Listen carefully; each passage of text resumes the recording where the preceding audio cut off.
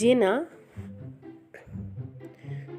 দুর্বল দৃষ্টিশক্তি ছিল, কিন্তু সে খুব ব্রাইট স্টুডেন্ট ছিল।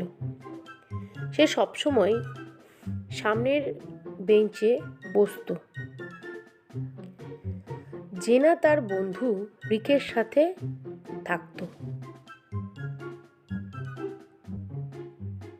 যে অন্যান্য শিক্ষার্থীদের সাথে ঝগড়ার জন্য কলেজে খারাপ নামে পরিচিত ছিল। একদিন কলেজে যাওয়ার সময় জেনার চশমাটা মেঝেতে পড়ে ভেঙে যায়। জেনার গাড়ি ছিল না,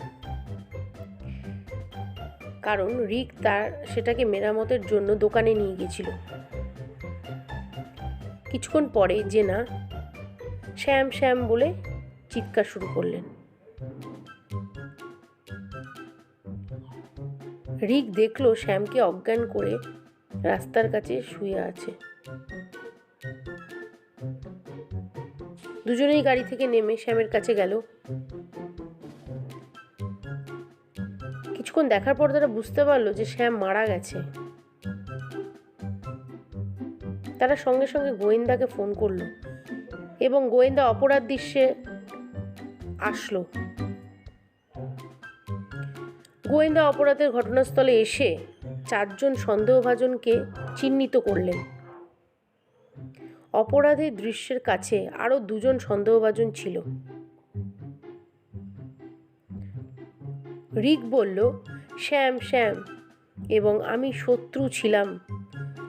তখন আমি আমার গাড়ি চালাচ্ছিলাম, কিন্তু আমি তাকে হত্যা করিনি।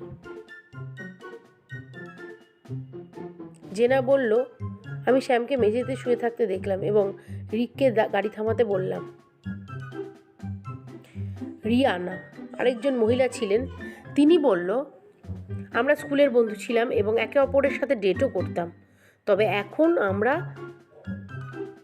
একসাথে নেই। আমি তাকে হত্যা করিনি। জ্যামি বলল, আমি পাশ দিয়ে যাচ্ছিলাম, আমি কিছুই জানি না। জেনার চিৎকার শুনে আমি এখানে এসেছি। তাদের বক্তব্য শুনে আপনি কি অনুমান করতে পারেন কে হত্যাকারী? রিক, জেনা, রিয়ানা নাকি জ্যামি?